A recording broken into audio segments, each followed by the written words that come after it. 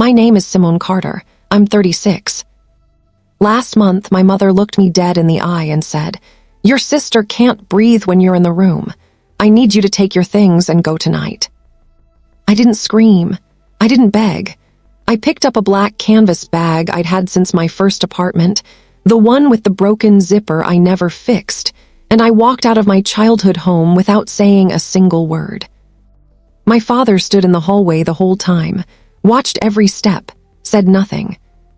For 6 days, not one call, not one text.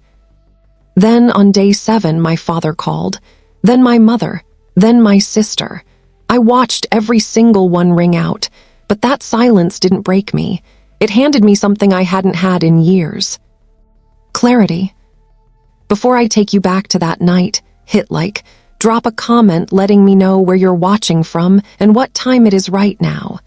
Now let me take you back to a Wednesday evening in March, the night my mother made her final choice. I'm standing at my parents' kitchen sink, hot water running over a baking dish. Wednesday dinners, the same routine I've kept every other week since I moved out 5 years ago. The house smells like rosemary chicken and dish soap. The evening news is murmuring from the living room. Everything is ordinary. Everything is quiet. Except my sister Danny has been behind our mother's closed bedroom door for over an hour. I can hear the rise and fall of her voice through the wall. Urgent, fragile on command. My mother's voice underneath it, low, absorbing, the tone she uses when she's turned herself into a landing pad for someone else's crisis. I dry my hands on a dish towel, fold it into thirds, force of habit. The bedroom door opens. My mother walks out first. Her face is set, not angry, decided. Angry leaves room for argument, decided does not. "Danny says she can't breathe when she's around you. I need you to take your things and leave tonight." She says it the way you read a receipt, flat, final. I look past her down the hallway. My father, Raymond, is standing near the coat rack with one hand braced on the wall, eyes down. "Did you even ask what happened between us?" "I don't need to." Her chin lifts. I fold the towel one more time, set it on the counter, and walk upstairs. My old room, the one I gave up at 13 so Danny could have her own space, still has a shelf of college textbooks nobody touched. I pull the black bag from the closet. I'm packed in under 5 minutes. My father is still by the coat rack when I come downstairs. He's had 36 years to say something. Tonight isn't going to be the night. I leave my house key on the kitchen counter next to the folded towel. I close the door the way you close a chapter you've read too many times. 3 days before the bag, that's where this really starts. I'm at my parents' dining table with my laptop open, helping my dad sort through bank statements. He gets anxious around numbers, something I've done every month for 3 years. That's when I see it, one charge, then another. Then 11 more $3,800 spread across 4 weeks on my parents' joint card, boutique clothing sites, a high-end skincare subscription, a designer resale platform, not a single legitimate business expense. Danny had told our parents she needed the card for her online shop, her third venture in 18 months. I don't raise it to start a fight. I raise it because my father is 67 and living on a fixed retirement income, and $3,800 is not nothing. "Danny," I say at dinner that night, calm, measured, "these charges don't match any supplier I can find." She doesn't even blink. "You went through my things." Dad asked me to go through the statement. The charges are right there. Her fork goes down. Her eyes go wet, not slowly like a faucet turning, like a switch. "You always do this. You always find a way to make me look like the problem." "I'm not making you anything. The receipts are." "I can't do this." Chair scraping, voice cracking. She's already down the hall before the sentence is finished. The bedroom door shuts. And then my mother is on her feet, napkin crushed in her fist, staring at me like I brought a weapon to the table. Danny's weapon was never volume. It was tears. It always worked because our family always rewarded it. I need you to understand something. That Wednesday night wasn't the earthquake. It was the latest tremor in a pattern that started when I was 13 years old. That was the year my mother told me to move to the spare room downstairs so Danny could have her own space to grow. I didn't fight it. I carried my bedsheets down one flight of stairs and made it work. When I was 23, I graduated with honors from Howard University, Communications and Business Administration. My parents came to the ceremony. They stayed 20 minutes, then left because Danny wasn't feeling well. I found out later it was a stomach ache she'd had since breakfast. When I was 29, I was promoted to operations director at my firm, the youngest in the department's history. I called my mother from the parking garage, hands still shaking. She said, "That's wonderful, honey. Listen, Danny just had a blow-up with her landlord and she's really upset. Can I call you back?" She never called back. Every achievement I brought into that house got smaller the moment it walked through the door. I kept reaching anyway. I kept believing that if I got far enough, bright enough, steady enough, they'd finally see me. That was the lie I told myself for 23 years. I wasn't angry the night I packed that bag. I was exhausted. There's a difference. Anger still expects something to change. Exhaustion has stopped asking. Let me tell you who Danny actually is. Not the version you'd hear from my mother, but the version that took me 3 decades to see.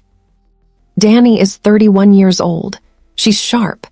She reads a room faster than anyone I know. She understands instinctively when to let her voice go soft, when to let her eyes fill, when to press her lips together like she's holding something back. She doesn't calculate it. It's more instinctive than that. It's the only tool she's ever needed, because it's the only tool this family ever rewarded. When her second business collapsed last year, $9,500 of my parents' money, she didn't say I failed. She said, "I'm terrified Simone was right about me." And the word terrified was all my mother heard. 20 minutes later, Mom was on the phone with me. "Do you see what your judgment does to her? She's not like you, Simone. She's sensitive." She's not like you. That phrase was the leash they kept me on. It meant, you're built to absorb, she isn't. You take the damage, she gets the cushion. But here's what nobody tells you about a person who never faces consequences. They never build the muscle to survive them. Danny isn't fragile because she was born that way. She's fragile because every time she began to crack, someone rushed in to seal her up before she could learn to hold herself together. And as long as I was in this family's orbit, she always had someone to perform against. My competence was the backdrop that made her helplessness believable. My father is a good man. I want to say that before I say the rest. Gerald Carter spent 38 years in logistics management. He ran tight operations.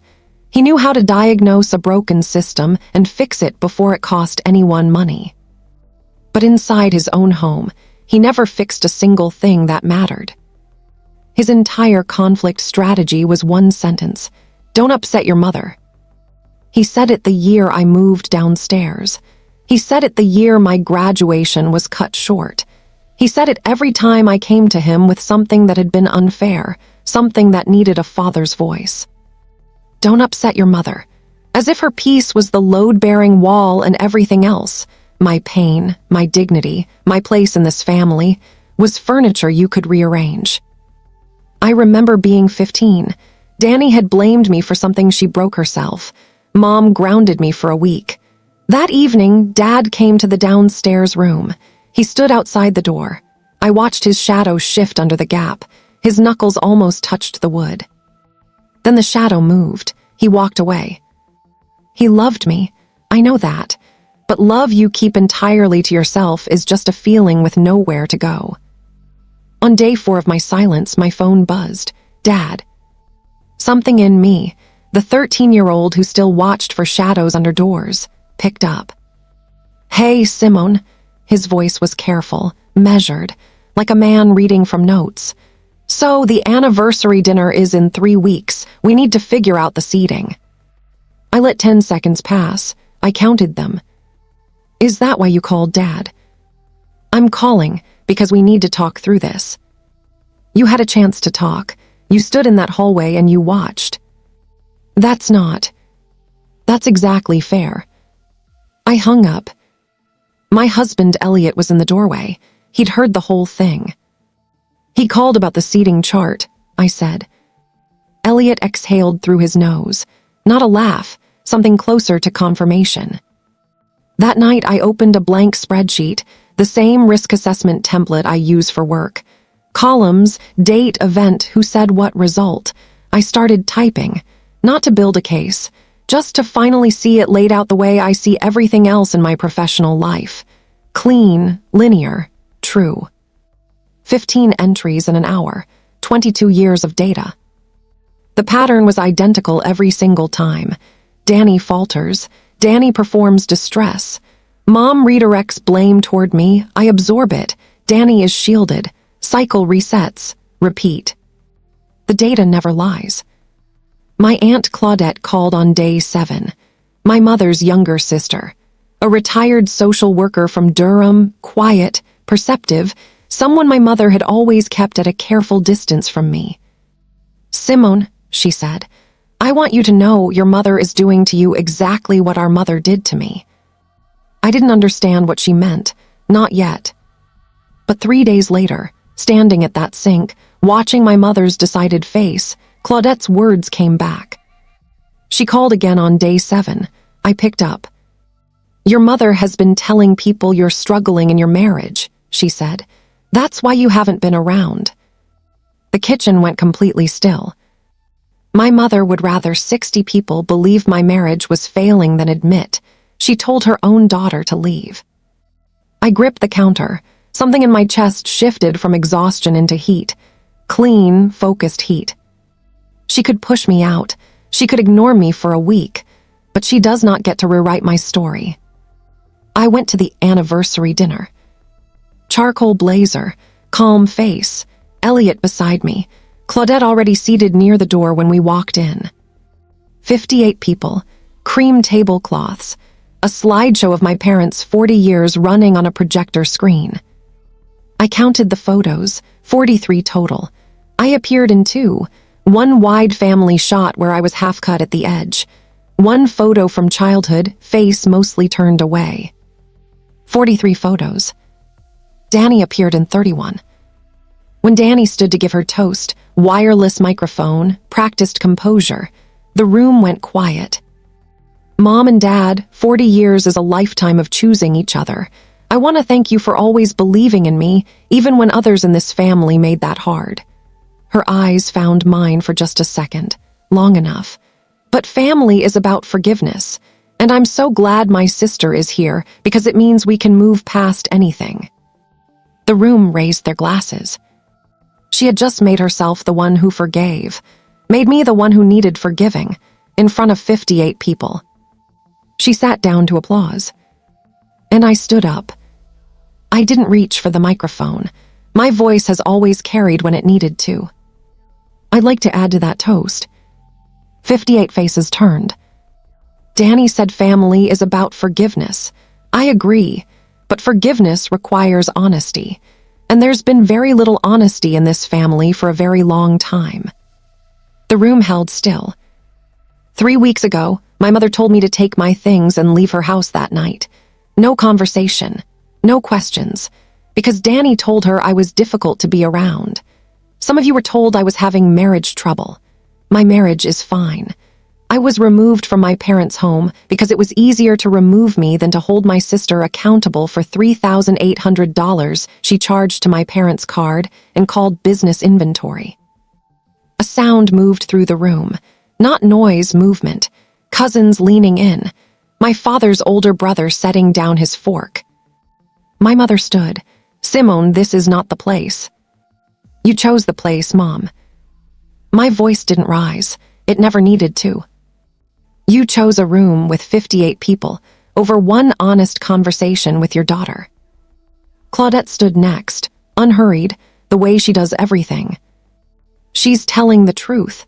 I watched this same pattern in our family 30 years ago. Our mother chose Linda every time and treated me as the one who could absorb it. And Linda has done the same thing to Simone.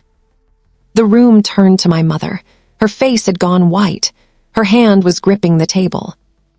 My father didn't move. For the first time in 36 years, he didn't follow her lead. Danny grabbed her clutch. Her heels crossed the floor slower than she intended, and she walked out. My mother followed. The door closed, and I sat back down. Elliot's hand found my knee under the table. Not a squeeze, just presence. My father sat across from me 20 minutes later. He didn't ease into it. "I knew," he said. "I always knew it wasn't right." "Then why, Dad?" He rubbed his eyes. "Because fighting your mother was easier than watching you hurt, and I chose the easier thing every single time." His voice was the volume of a man who doesn't say things that cost him, but this one cost him something. "I'm not asking you to forgive me. I'm telling you I failed, and I'm saying it now because I should have said it when you were 13. I looked at him for a long time. "I hear you, Dad, but hearing it now doesn't rebuild what you chose to leave broken." He nodded. He didn't argue. That nod was the most honest thing he'd ever given me. In the weeks after, I sent my parents an email. Not a call, an email, because some things need full sentences. I told them I loved them, and because I loved them, I needed to be honest about what came next. 3 conditions, not punishments, conditions. 1, I would not be in the same space as Danny until she acknowledged, directly, without reframing, what she said and what it cost me. 2, neither of them would discuss my life with extended family unless I was part of that conversation. No more narrating my story in my absence. 3, every visit, every call would respect those lines. If they were crossed, I would leave. No argument, no second warning. And I told them something else. I was 14 weeks pregnant. They were finding out through a boundaries email. That wasn't how I'd imagined it, but it was the only version that was honest. "This child," I wrote, "will never have to earn a place in her own family. She will be seen, not because she performs, but because she exists." I pressed send, walked outside, let the air in. The nursery is soft gray, the color Elliot chose after reading too many articles about infant sleep environments. The crib is assembled. A mobile turns slowly above the mattress. Little paper stars. Claudette, comes on Saturdays. She brings food and stories and takes up exactly the kind of space a person should take up when they've earned it. My father calls on Tuesdays, short calls. He asks about the baby. He doesn't mention my mother. We're building something small and careful, a joint, one fitting at a time. My mother sent a card, no return address. Inside, below the printed message in her careful hand. "I'm trying." 2 words, not enough, but more than I expected. Danny, nothing. Silence. And I've learned enough about silence by now to know there are different kinds. Some silence is punishment. Some is processing. I'm choosing to believe hers is the second kind. I look at the closet. On the top shelf, folded, is the black canvas bag, the one with the broken zipper. I washed it. I put it away. I didn't throw it out, it's part of the record, but I don't need it anymore. There was a girl who moved downstairs at 13 without arguing. A woman who graduated with honors and left before anyone noticed. A daughter who called home with good news and got silence in return. She kept showing up. She kept earning. She kept believing that if she did enough, they would finally look. She was enough the whole time. She just needed 6 days of silence to finally hear it. I walked out with one bag. The woman standing in this room walked back in with something else entirely. This is where the new pattern starts. That's my story, and I want to know, what would you have done? If you were standing in that room with 58 people watching, would you have spoken up, or would you have stayed quiet? Drop A in the comments if you'd have spoken up, B if you'd have walked away. Neither answer is wrong, both take courage. And if this story reminded you of someone, share it with them. Sometimes the most important thing you can do is let someone know they were never invisible. They were just surrounded by people who preferred not to see. More stories like this one are waiting for you. I'll see you there.